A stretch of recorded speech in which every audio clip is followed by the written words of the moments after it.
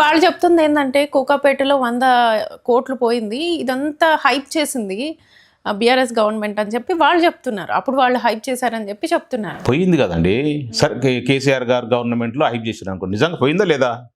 ఇప్పుడు ఈ రోజు కొను, నువ్వు రేవంత్ రెడ్డి వచ్చిన తర్వాత కూడా ఈరోజు ఎకరం కొను, ఎట్లా మినిమం 50-60 కోట్లు లేదు ఎకరం లేదాడ. నువ్వు ఇక్కడ కోకాపేట ఎక్కడ, ఫ్యూచర్ సిటీ ఎక్కడ, ఇక్కడి నుంచి 90 కిలోమీటర్లు. దానికి ఏమి దిక్కు దివాన్ లేకుండా ఆడవేసి రోడ్లు వేసేసి నేను ఇక్కడి నుంచి అమరావతిలో బుల్లెట్ ట్రైన్ అంటాడు. అసలు ఈడ ఫ్యూచర్ సిటీ లేదు, అక్కడ అమరావతి సిటీ లేదు, ఆల్రెడీ బుల్లెట్ ట్రైన్ అంటాడు. అసలు అర్థం పర్థం లేకుండా మాట్లాడుతూ ప్రజలను మభ్య పెట్టేసి ప్రజలను తప్పుదోవ పట్టించేసి ఏదో చేస్తున్నది. న్యూయార్క్లో వచ్చి ఇక్కడ భారతదేశంలో ఫ్యూచర్ సిటీ చూసి గొప్పగా సంఘాలు గుద్దుకోవాలట. అసలు అర్థం ఉందా అండి ఏమన్నా? అసలు ఏడగట్టిండు, ఏమైంది? అసలు భారతదేశం నుంచి వచ్చేసి న్యూయార్క్ వాళ్ళు వచ్చేసి ఏడని ఎందుకు బతుకుంటారు? భారతదేశంలో ఉన్న ప్రౌడట ఫ్యూచర్ సిటీలో గొప్ప చెప్పుకోవాలట. అసలు ఇమాజిన్ కూడా అర్థం పర్థం ఉండాలి. ఆ గురువుని మించిన శిష్యుడు అయిపోయాడు. గురువు చూపిస్తున్నాడు, ఈయన అంతకన్నా మాటలతో గ్రాఫిక్ చూపిస్తున్నాడు. కానీ ఆయన పేపర్ మీద చూపిస్తుంటాడు, ఈయన మాటలతోనే గ్రాఫిక్ చూపిస్తుంటాడు.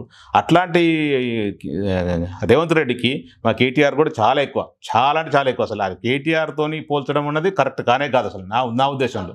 కేసీఆర్ దాకా పోవడానికి పక్కన పెట్టేసేయండి.